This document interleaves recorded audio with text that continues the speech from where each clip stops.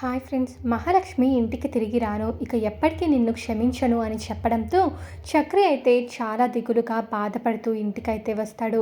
ఇక ఇంటికి వచ్చిన చక్రి మహాలక్ష్మి గదిలో కూర్చొని మహాలక్ష్మి జ్ఞాపకాలను గుర్తు చేసుకుంటూ మహాలక్ష్మి కోసం చాలా బాధపడుతూ ఉంటాడు. ఇక అప్పుడే అక్కడికి నారాయణ అయితే వస్తాడు. ఏమైందిరా, ఏం జరిగింది, మహా దగ్గరికి వెళ్ళి వచ్చావా, ఏం చెప్పింది నా కోడలు అని చెప్పి ఇక నారాయణ అయితే చక్రిని అడుగుతూ ఉంటాడు. ఏంటి నీకేంటి చెప్పేది, ఇదంతా అసలు నీ వల్లే జరిగింది, అయినా నీ వల్లే కదా ఇదంతా జరిగింది, ఇప్పుడు ఏమీ తెలియనట్టు ఏదో మా మీద ప్రేమ ఉన్నట్టు కోడలు ఏం చెప్పిందిరా, మహాలక్ష్మి ఎప్పుడు వస్తుందిరా అని ఇలా అడుగుతున్నావా, అయినా నీ వల్లే ఈరోజు నేను ఇంతలా బాధపడుతున్నాను, నువ్వు చేసిన దానివల్లే ఈరోజు నేను ఇంతలా శిక్ష అనుభవిస్తున్నాను. మహాలక్ష్మికి నేను ఆ రాత్రి అలా ప్రవర్తించడానికి కారణం కూడా నువ్వే కదా, నీ వల్లే కదా ఇదంతా జరిగింది. అసలు మహాలక్ష్మి ఇంట్లో నుంచి వెళ్ళిపోవడానికి కూడా కారణం నువ్వే కదా, దీనంతటికీ కారణం నువ్వే. మహాలక్ష్మి నా వైపు చూడకుండా అసహించుకునేలా చేశావు. అయినా నీకేం తెలుస్తుంది ప్రేమ గురించి, భార్యని చంపుకున్నావు, ఒక భార్యనేమో లేపుకొచ్చి పెళ్లి చేసుకున్నావు, ఆ తర్వాత తనని వదిలేశావు. నువ్వు ఎలాంటి వాడివో తెలిసి కూడా నీ మాటలు నేను పట్టించుకొని మహాలక్ష్మి గారిని నేను చాలా ఇబ్బంది పెట్టాను. ఎలా ప్రవర్తించకూడదో అలా ప్రవర్తించి తను ఇంట్లో నుంచి వెళ్ళిపోయేలా చేసుకున్నాను. అలాంటి పరిస్థితిని తీసుకొని వచ్చింది నువ్వే, నీ వల్లే, నువ్వు చెప్పిన దానివల్లే ఈరోజు నేను ఇంతలా బాధపడుతున్నాను. ఈరోజు నన్ను కూడా కన్న కొడుకునని చూడకుండా మమ్మల్ని విడదీసేశావు, దీనంతటికీ కారణం నువ్వే కదా, అయినా నా తల్లిని చంపిన నీకేం తెలుస్తుంది ప్రేమ విలువ అని చక్రి అయితే చాలా బాధపడుతూ ఇక నారాయణతో చాలా మాటలైతే అంటూ ఉంటాడు. ఇక తర్వాత లోపలికి వెళ్ళిపోతాడు. అప్పుడే ఇంట్లో ఎవరూ లేరు. నారాయణ ఇదేంటి, వీడు నా మీద కోపంతో మహాలక్ష్మి లేదన్న బాధలో ఏదైనా చేసుకుంటాడా, డోర్ కూడా ఓపెన్ చేయడం లేదే అని నారాయణ అయితే అంతటా చూస్తూ ఉంటాడు. అప్పుడే విండో దగ్గరికి వెళ్ళి చూస్తాడు. ఇక అప్పుడు చక్రి చేతిలో పాయిజన్ బాటిల్ ఉంటుంది. అది చూసిన నారాయణ ఒక్కసారిగా షాక్ అయిపోతాడు. ఒరే చక్రి, వద్దురా, మహాలక్ష్మిని ఎలాగైనా నేను తీసుకొని వస్తానురా, మాధవ చెప్పినా మహాలక్ష్మి వస్తుందిరా, నా మాట వినురా, నువ్వు ఏదేదో పిచ్చి పిచ్చి ఆలోచనలు చేయొద్దురా, ఒక్కసారి నేను చెప్పేది వినురా అని చెప్పి ఇక నారాయణ అయితే అంటూ ఉంటాడు. నేను ఖచ్చితంగా మహాలక్ష్మిని నిన్ను కలుపుతాను, మహాలక్ష్మి నిన్ను భర్తగా అనుకునేలా నేను చేస్తానురా, వద్దురా చక్రి, నువ్వు ఈ తప్పు పని చేయకూడదురా, ప్లీజ్ రా, పడేరా అని నారాయణ అయితే ఇక కిటికీ దగ్గర ఉండి అరుస్తూ ఉంటాడు. ఇక అప్పుడే చక్రి వచ్చి, లేదు నారాయణ, నేనేమీ చేయలేను, మహాగారు నా వైపు చూడడానికి కూడా ఇష్టపడడం లేదు, అలాంటిది నన్ను ఎలా ప్రేమిస్తుంది, లేదు, అలా ఇక ఎప్పటికీ జరగదు, నేను మహాలక్ష్మి గారిని ప్రాణం కంటే ఎక్కువగా ప్రేమించాను, ఏదో ఒకరోజు తను నన్ను భర్తగా స్వీకరిస్తుంది అని అనుకున్నాను, కానీ ఆ రోజు నేను తాగి ప్రవర్తించిన తీరుకి తను ఖచ్చితంగా నన్ను ఎప్పటికీ క్షమించదు, నాకు ఉద్యోగము లేదు, లైసెన్సు లేదు, ఇప్పుడు అర్థం చేసుకునే వాళ్ళు కూడా ఎవరు లేరు, అందరూ నన్ను ఒక దోషిలాగా చూస్తున్నారు, ఇక నేను బ్రతికి ఏం ప్రయోజనం, అస్సలు బ్రతకాల్సిన అవసరమే లేదు అని ఇక చక్రి అయితే అంటూ ఉంటాడు. నా ప్రాణం పోతే తప్ప ఇక నేను మనస్ఫూర్తిగా ఉండలేను, మనశ్శాంతి అన్నది నాకు అస్సలు దక్కదు, మహాగారిని మర్చిపోయి ఈ ఇంట్లో ఉండలేను అని చక్రి అయితే ఇక పాయిజన్ తాగడానికి చూస్తూ ఉంటాడు. అప్పుడే నారాయణ, నేను నీ తల్లి మీద ఒట్టేసి చెప్తున్నాను రా, నీ తల్లంటే నాకు ప్రాణం, అలాంటి నీ తల్లి మీద ఒట్టేసి చెప్తున్నాను, ఖచ్చితంగా మహాలక్ష్మిని నిన్ను కలుపుతాను అని చాలా అరుస్తూ ఉంటాడు. చక్రి మాత్రం, నీకు ప్రాణం ఉంటే నా తల్లినే చంపేసుకుంటావా, నా తల్లిని చంపింది కాక ఇప్పుడు నన్ను అలాగే మహాలక్ష్మిని కూడా విడదీసేశావు, అయినా ఈ ఇల్లు రావణ కాష్టంలా ఉండేది, మగవాళ్ళతోనే దరిద్రంగా ఉండేది, కానీ మహాలక్ష్మి వచ్చిన తర్వాత ఈ ఇల్లు బృందావనంలా మారింది, ఈ ఇంటికి బృందావనం అన్న పేరు ఎంత చక్కగా తీసుకొచ్చిందో, ఈ ఇంట్లో వాళ్ళందరినీ ఎంత చక్కగా తన వాళ్ళలాగా చాలా ప్రేమగా ఆప్యాయతగా చూసుకునేది, అలాంటి మహాలక్ష్మిని నేను చాలా బాధ పెట్టాను, ఇంకా నేను మహాలక్ష్మిని నన్ను ఎప్పటికీ క్షమించదు కాబట్టి నేను ఉండి కూడా వేస్టే అని ఇక నారాయణతో అయితే చక్రి అయితే అంటూ ఉంటాడు. ఇక నారాయణ చాలాసార్లు తలుపు కొడుతూ ఉన్నా కూడా చక్రి అస్సలు తలుపు తీయడానికి ఇష్టపడడు. ఇక అప్పుడు నారాయణ అయితే అరిచి ఇక నారాయణకి స్ట్రోక్ వస్తుంది. అప్పటికప్పుడే చక్రి అని గట్టిగా అరుస్తూ నారాయణ కింద పడిపోతాడు. అప్పుడే చక్రి, ఇదేంటి, నారాయణ ఏంటి అలా గట్టిగా అరిచాడు అని చక్రి అయితే ఇక పాయిజన్ బాటిల్ అక్కడ కింద విసిరేసి నారాయణ దగ్గరికి పరిగెత్తుకుంటూ వస్తాడు. నారాయణ కింద పడి ఉంటాడు. ఇక చక్రి అయితే నారాయణ నారాయణ అని అరుస్తూ ఉంటాడు. అయినా నారాయణ పలకకపోవడంతో నారాయణకి ఏం జరిగింది, వెంటనే హాస్పిటల్కి తీసుకొని వెళ్దాం, సమయానికి కేశవ అలాగే అన్నయ్య కూడా ఎవరూ లేరే అని చక్రి అనుకొని వెంటనే చక్రి నారాయణని తీసుకొని హాస్పిటల్కి అయితే వెళ్తాడు. అప్పుడే ఇక హాస్పిటల్లో డాక్టర్ గారు అర్జెంట్గా ట్రీట్మెంట్ జరిపించండి, మా నాన్నగారికి ఇలా జరిగిందని మేము అస్సలు అనుకోలేదు, ప్లీజ్ అండి ప్లీజ్ ఏదో ఒకటి చెయ్యండి, మా నాన్నగారు బ్రతకాలండి అని డాక్టర్తో అయితే ప్రాధేయపడిపోతూ ఉంటాడు చక్రి. ఇక డాక్టర్ వచ్చి నువ్వేమీ టెన్షన్ పడకు, వెంటనే నర్స్ ఇదన్నీ ఆ రూమ్లోకి తీసుకొని వెళ్ళండి అని చెప్పి ఇక నారాయణన్ అయితే రూమ్లోకి తీసుకొని వెళ్తారు డాక్టర్స్. ఆ తర్వాత ఇక చక్రి అయితే మాధవకి అలాగే కేశవకి అందరికీ కూడా కాల్ చేస్తారు. వీడి వల్లే కదా మహాలక్ష్మి లాంటి అమ్మాయి ఇంట్లోకి అడుగుపెట్టింది, కానీ వీడి వల్లే ఇక అమ్మాయి మా నుంచి దూరం అయింది అని చాలా కోపంతో మాధవ అయితే ఇక కాల్ అయితే లిఫ్ట్ చేయడు. ఇక చక్రి అయితే అలానే మళ్ళీ కాల్ చేస్తూ ఉంటాడు. ఇక అన్నయ్య నా మీద కోపంతో కాల్ కూడా లిఫ్ట్ చేయడం లేదు, నన్ను అసలు ఎవరు అర్థం చేసుకోవడం లేదు, ఎందుకు మాకే ఇట్లా జరుగుతుంది, ఎందుకు మాకే ఇలాగా కష్టాలన్నీ కూడా వస్తున్నాయి అని చక్రి అయితే చాలా బాధపడుతూ ఉంటాడు. ఒరే నారాయణకి స్ట్రోక్ వచ్చిందిరా, ఇక అతన్ని హాస్పిటల్లో అడ్మిట్ చేశానురా అని కేశవకి కాల్ చేసి చెప్తాడు. ఆ మాటలు విన్న కేశవ ఒక్కసారిగా షాక్ అయిపోతాడు.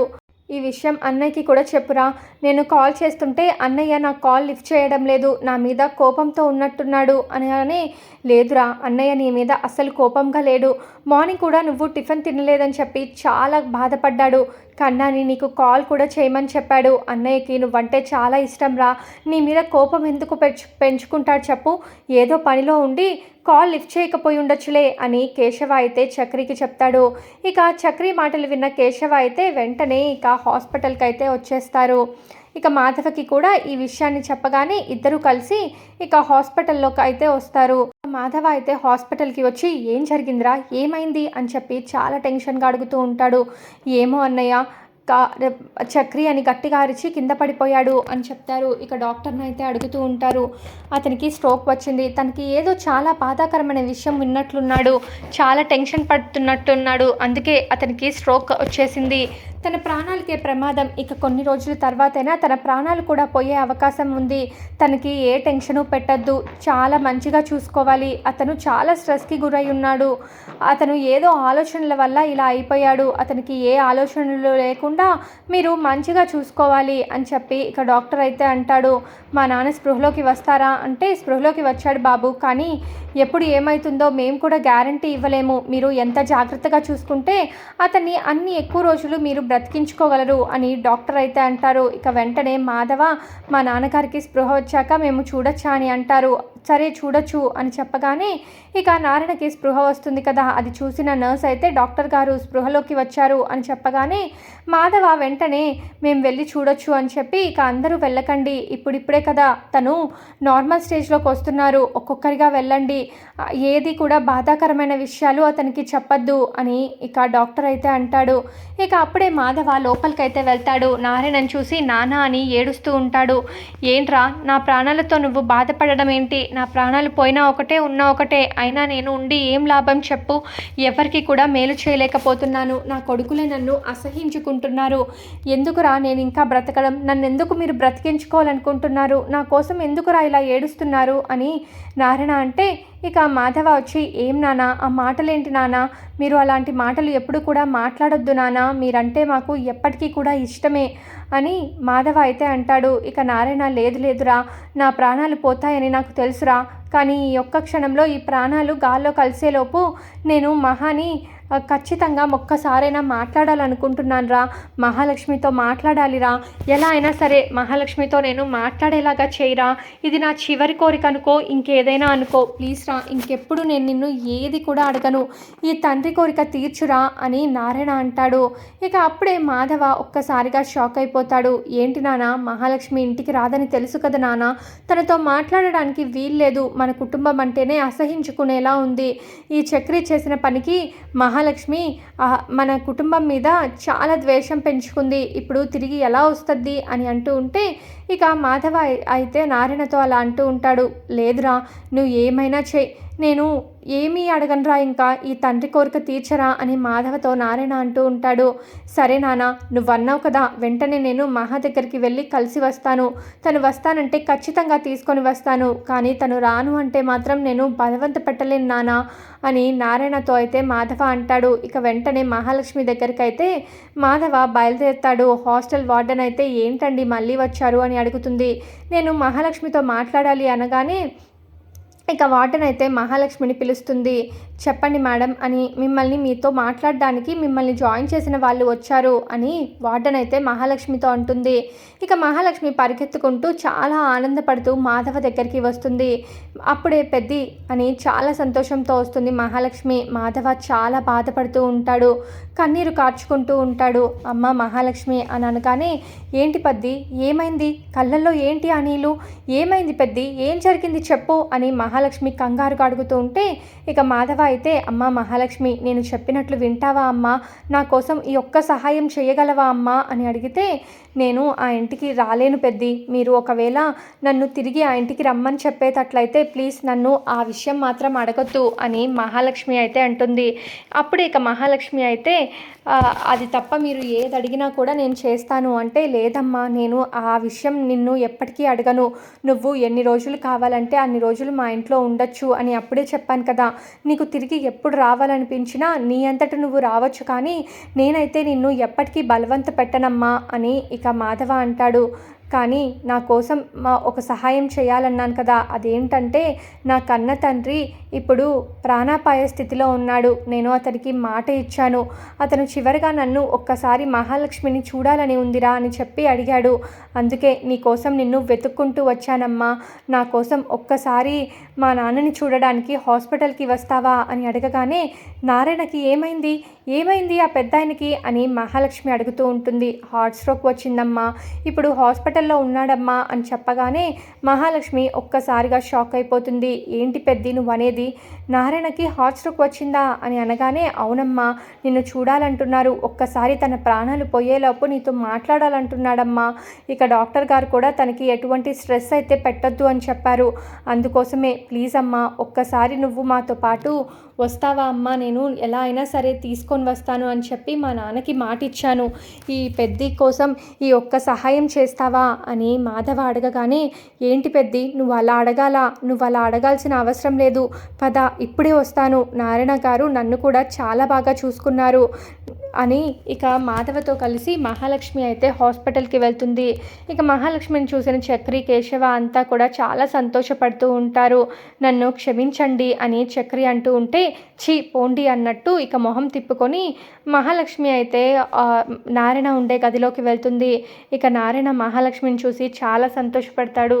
అమ్మ మహా, చాలా థ్యాంక్స్ అమ్మా, నిజంగా నువ్వు వస్తావని నేను అస్సలు అనుకోలేదు, ఇలాంటి వాడిని చూడడానికి కూడా నువ్వు వచ్చావంటే నిజంగా గ్రేట్ అమ్మా, నువ్వు ఇంటికి కోడలుగా కాదు మా కూతురు అయిపోయావు అనగానే ఇక మహాలక్ష్మి కోపంగా, నేను ఎప్పటికీ ఇంటి కోడల్ని కాదండి అని అంటుంది. అదే అమ్మా, ఏదో అలా అనేశాను, నీకు ఆల్రెడీ చెప్పాను కదా, తప్పంతా కూడా నాదే, నేను అలా మాట్లాడడం వల్లే వాడు నీతో అలా ప్రవర్తించాడు తప్ప వాడు ఎప్పుడు కూడా నిన్ను ఆ ఉద్దేశంతో చూడలేదమ్మా. నిజంగా మా ఇంట్లో ఉండడం వల్ల నీకు చాలా ఇబ్బంది జరిగింది, దానికి మేము అంతా కూడా చాలా బాధపడుతున్నాము. ఇంకెప్పుడు కూడా అలాంటి ఇబ్బంది జరగదమ్మా. ఈ ముసలివాడిది చివరి కోరిక ఒకటి ఉంది, అదొక్కటే తీర్చమ్మా. నన్ను అందరూ అపార్థం చేసుకుంటారు, అయినా కూడా నేను ఎప్పుడు బాధపడలేదు. నా భార్యని నేను ప్రాణం కంటే ఎక్కువగా ప్రేమించాను, అలాంటిది నేనే నా భార్యని చంపేశారని చెప్పి ఊర్లో వాళ్ళందరితో పాటు నా కొడుకులు అంటున్నా కూడా నేను ఎప్పుడూ బాధపడలేదు. కానీ నువ్వు ఇంట్లో నుంచి వెళ్ళిపోతే మాత్రం నాకు చాలా బాధగా ఉంది, ఆ బాధని నేను అసలు తట్టుకోలేకపోతున్నాను. నువ్వు తిరిగి ఇంటికి వచ్చేయమ్మా. చక్రి కూడా చాలా బాధపడుతున్నాడు. ఇంకా చెప్పాలంటే వాడు పాయిజన్ తీసుకొని చనిపోవాలనుకున్నాడు, ఎందుకంటే నిన్ను బాధ పెట్టానని. అలాంటి వాడిని నువ్వు దూరం చేసుకోవద్దమ్మా. నువ్వు ఇంతకు ముందులా ఎన్ని రోజులు ఇంట్లో ఉండాలనుకున్నావో అన్ని రోజులు ఉండొచ్చు, నిన్ను మేము ఎటువంటి ఇబ్బంది పెట్టము. ఈసారి నేను నీకు ఖచ్చితంగా చెప్పగలను, మా వల్ల నీకు ఎటువంటి ఇబ్బంది జరిగినా నిన్ను ఎప్పటికీ కూడా మా ఇంటికి తిరిగి రమ్మని చెప్పము. మా ముఖాలు కూడా నువ్వు చూడాల్సిన అవసరం లేదు. ఈ ఒక్కసారికి ఈ పెద్దవాడిని క్షమించి చక్రి చేసిన తప్పుని కూడా క్షమించమ్మా. నేనే తండ్రిగా వాళ్ళని సరిగ్గా పెంచలేకపోయాను. చిన్నప్పటి నుంచి తల్లి లేకుండా పెరిగారు కదా! ఎలా ప్రవర్తించాలి, ఒక ఆడపిల్లతో ఎలా ఉండాలో కూడా వాళ్ళకి అర్థం కాలేదు. నన్ను క్షమించమ్మా! ప్లీజ్ అమ్మా! ఈ ఒక్కసారికి నా చివరి కోరిక తీర్చమ్మా అని మహాలక్ష్మినైతే ప్రాధేయపడుతూ ఉంటాడు నారాయణ.